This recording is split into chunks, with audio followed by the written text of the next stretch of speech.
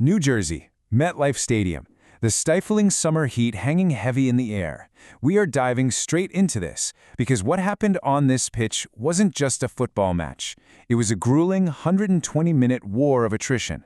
Two heavyweight footballing nations colliding under the brightest lights, fighting for the ultimate prize. And it was a spectacle that would ultimately close the curtain on one of the greatest eras the sport has ever seen. Part 1. The Ultimate World Cup Finale, setting the stage for a historic clash. Heading into this final, you could feel the heavy anticipation. It was absolutely suffocating. On one side, we had Argentina, the defending world champions, fiercely protective of their crown and heavily relying on the magic of their talisman. On the other side, a flawless, possession-heavy Spanish side looking to reclaim their spot at the pinnacle of global football, 16 years after their first triumph in South Africa. The stakes were monumental. But the true emotional weight of this clash rested squarely on the shoulders of one man, Lionel Messi, 39 years old, stepping out onto the pitch for what he himself declared would be his final World Cup.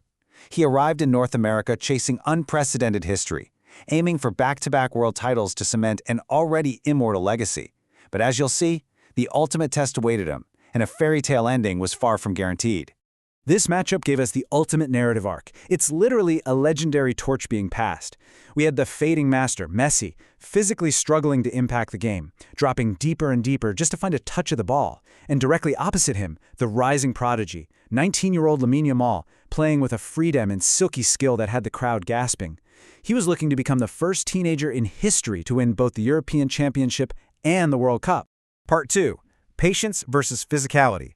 Spain's control clashes with Argentina's grit. The moment the referee blew his whistle, the beautiful game quickly morphed into a physical street fight. Argentina, fielding a slower, aging side, deliberately tried to drag the game into the mud. They unleashed a barrage of dangerous challenges, aiming to kill the spectacle, disrupt the rhythm, and rely on stalling tactics. But Spain?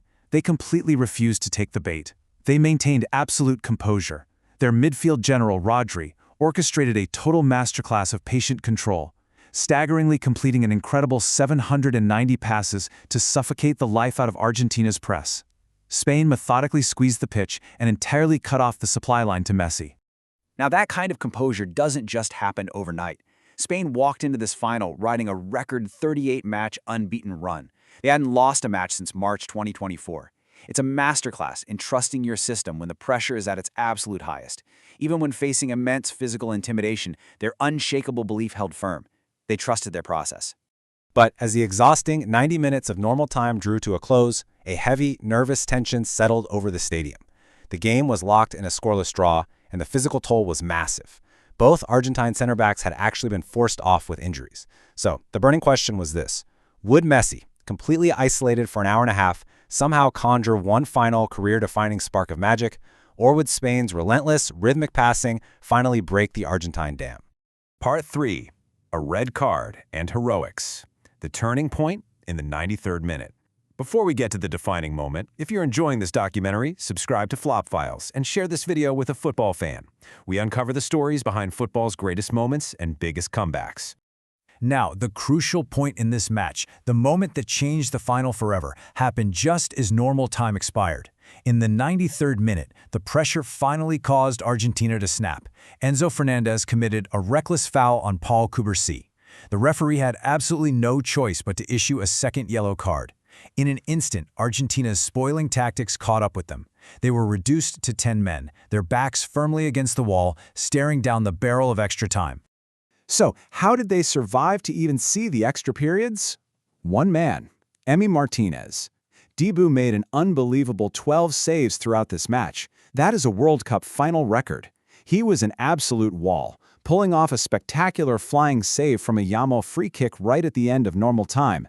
He single-handedly kept the battered 10 men of Argentina breathing. But, as we all know, survival is one thing, winning is another. As the players picked themselves up off the hot, bobbly pitch for extra time, you could see the exhaustion written across the faces of the Argentine veterans. Messi was practically playing as a holding midfielder just to get a touch of the ball. Could they really hold out for 30 more agonizing minutes of a relentless Spanish siege and force a penalty shootout? Part 4. The 106th minute. The breakthrough moment. The answer arrived in a sudden, explosive climax that will be replayed in Madrid for decades to come, the 106th minute. This was the moment Luis de la Fuente's brilliant tactical substitutions paid off perfectly. De la Fuente had stretched the pitch by bringing on Nico Williams, and in this magical minute, Pedro Porro sent in a deep cross. Williams beat his man and nodded the ball perfectly back across the goal to find another substitute, Ferran Torres. Torres didn't hesitate for a second. He buried a phenomenal first-time shot into the roof of the net. Spain 1, Argentina 0. The sheer emotional release was deafening. Listen how Torres described it after the match.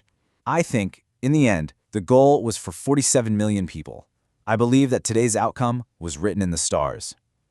It was a goal that carried the hopes of a united nation, finally breaking through that stubborn resistance. To understand just how thoroughly Spain dominated, you really have to look at those final minutes. After conceding in the 106th minute, Argentina was forced into a desperate, frantic final push. Yet, it took until the 117th minute for the defending world champions to register their very first shot of the entire match.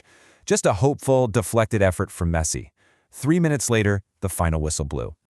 The final statistics are genuinely staggering, and they put the match into complete perspective.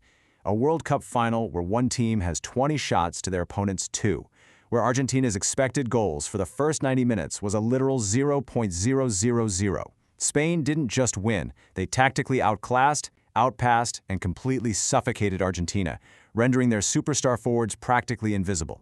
Part 5. A new era begins. The aftermath of a legendary final. But as that final whistle echoed through the stadium, the stark contrast of emotions on the pitch instantly gave way to chaos. While Spain celebrated a tactical victory, the physical taxes that defined Argentina's game plan boiled over. In a highly controversial scene, Argentine midfielder Leandro Paredes grabbed Spain's Eric Garcia right by the throat. Punches were thrown in the scuffles, and Paredes rightfully received a red card, even though the match was already over. It was a sour end that drew heavy criticism from across the footballing world. As England legend Alan Shearer noted on the broadcast, "We know how much it hurts to lose, but there is a way to lose. The reaction after the final whistle is terrible." In the end, the defending champions allowed their frustration to completely overshadow the post-match atmosphere, tarnishing their own legacy in defeat. But amidst those chaotic scenes, there was a quiet, heartbreaking, yet beautiful moment of respect. Lionel Messi, totally exhausted, sat on the turf, digesting the reality that his career-defining final chapter had closed on a loss. Walking over to him was Lamine Yamal, the 19-year-old apprentice who had just outplayed the master on the biggest stage, finishing the tournament with an incredible 35 dribbles. The two embraced, greatness coming full circle. And that embrace perfectly symbolizes what this result truly means. It's the passing of the baton. Spain, trusting their process, their youth, and their unshakable system have secured a historic second World Cup title. They are champions of the world once again, leaving a fading, heavily reliant Argentine golden generation to finally say goodbye. It's a powerful reminder that in sports and in life, a well-executed system built on youth and patience will eventually outlast pure grit. Lionel Messi came to this World Cup chasing history. He leaves it with a Golden Boot race won, a legacy secured, but the one prize he wanted most slipping away in extra time. Spain, meanwhile, have their moment. Champions again, 16 years after their first. Thanks for watching, Flop Files.